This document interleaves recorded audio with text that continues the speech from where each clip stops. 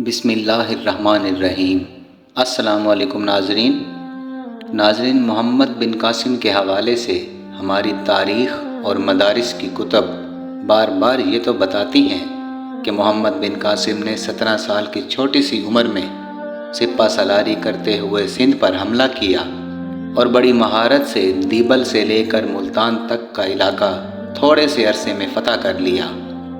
تاہم یہ کتابیں اس حوالے سے مکمل طور پر خاموش ہیں کہ محمد بن قاسم سندھ فتح کرنے کے بعد آخر کہاں گئے، محمد بن قاسم کی موت کب اور کیسے واقع ہوئی، آخر جس انسان نے 17 سال کی عمر میں سندھ فتح کر لیا اس نے باقی زندگی کیسے گزاری۔ ناظرین، یہی ہماری آج کی ویڈیو کا موضوع ہوگا اور ہم آپ کو بتائیں گے کہ محمد بن قاسم کو کس دردناک طریقے سے مارا گیا اور محمد بن قاسم کی عبرتناک موت کا سبب کیا تھا۔ ناظرین، محمد بن قاسم کا پورا نام عماد الدین محمد بن قاسم تھا، جو بنو امیہ کے ایک مشہور اور ظالم سپہ سالار حجاج بن یوسف کا بھتیجا تھا۔ محمد بن قاسم نے 17 سال کی عمر میں سندھ فتح کر کے ہندوستان میں اسلام کو متعارف کروایا۔ ان کو اس عظیم فتح کے باعث ہندوستان اور پاکستان کے مسلمانوں نے ایک مسیحا کا اعزاز حاصل ہے، اور اسی لیے سندھ کو باب الاسلام کہا جاتا ہے، کیونکہ ہندوستان پر اسلام کا دروازہ یہیں سے کھلا۔ ناظرین، جس علاقے پر سندھ کا اطلاق ہوتا تھا وہ بہت لمبا تھا۔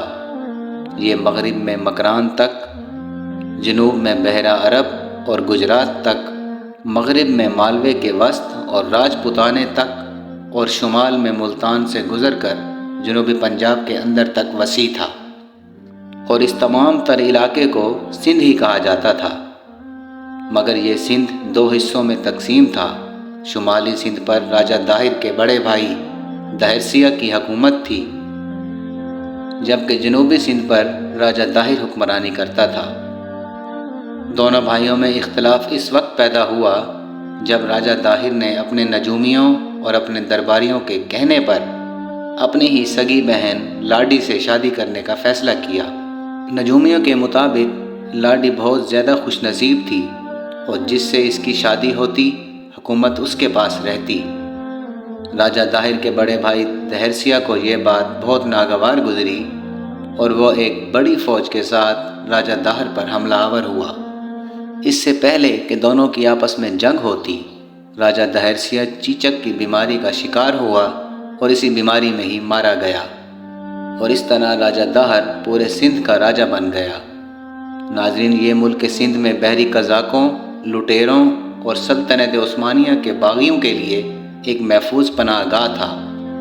ایک مرتبہ سری لنکا کے حاکم نے کچھ تحفے خلیفہ کی خدمت میں ارسال کیے، اور اس جہاز میں کچھ مسلمان عورتیں بھی بیت اللہ شریف کی زیارت کی غرض سے سفر کر رہی تھیں، لیکن دیبل کے مقام پر یہ جہاز بحری لٹیروں کا نشانہ بنا اور جہاز کے تمام مسافروں کو قیدی بنا لیا گیا، سوائے ایک فرد کے جو فرار ہو کر حجاج بن یوسف کی خدمت میں پہنچا۔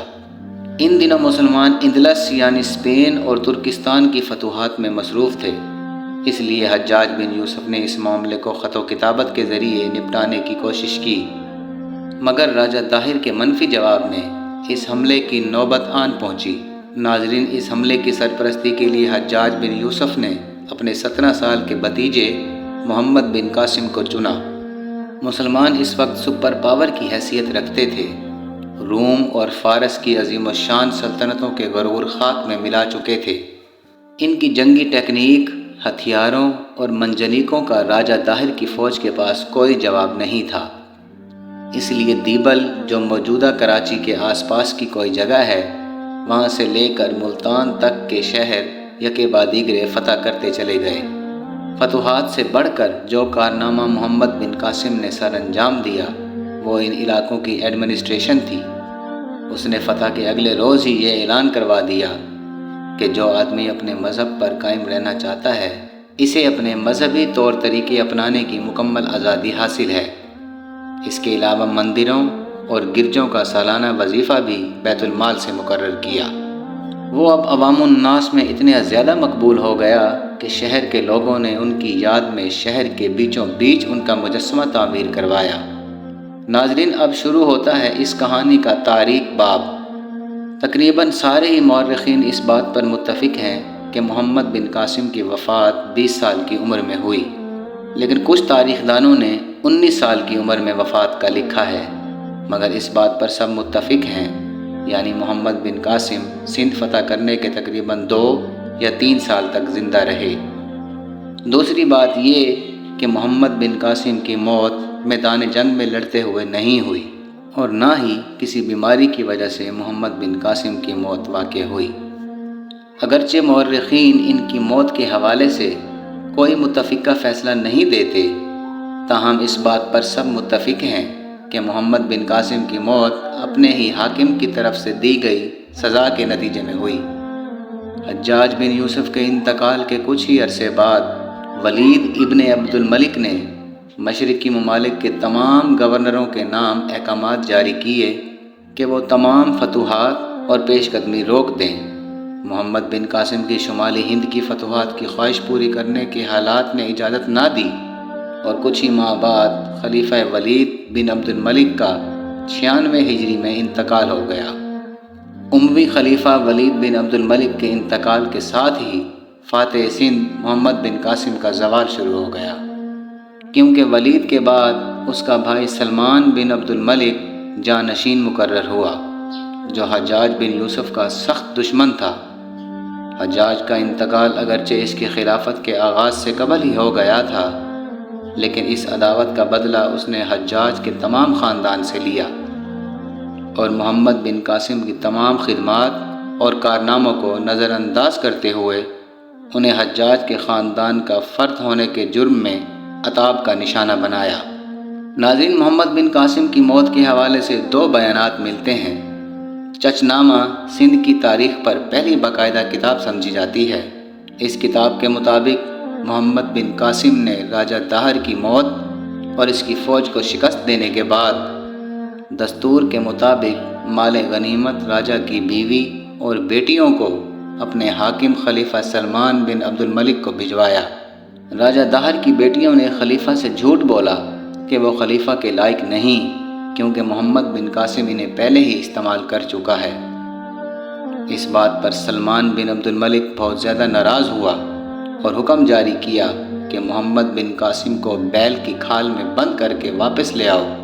اس حکم پر عمل ہوا اور محمد بن قاسم کو بیل کی کھال میں بند کر کے گھوڑوں کے پیچھے باندھ کر گھسیٹتے ہوئے واپس لایا جا رہا تھا کہ دم گھٹنے سے محمد بن قاسم کی راستے میں ہی دردناک طریقے سے موت واقع ہو گئی۔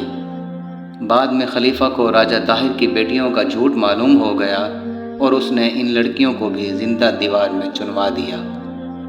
ناظرین، محمد بن قاسم کی موت کا دوسرا بیان البلادری کی کتاب فتوح البلادان سے بیان کیا جا رہا ہے، جس کے مطابق 714 عیسوی میں حجاج بن یوسف کی موت کے بعد سلمان بن عبد الملک نے حکومت سنبھالی۔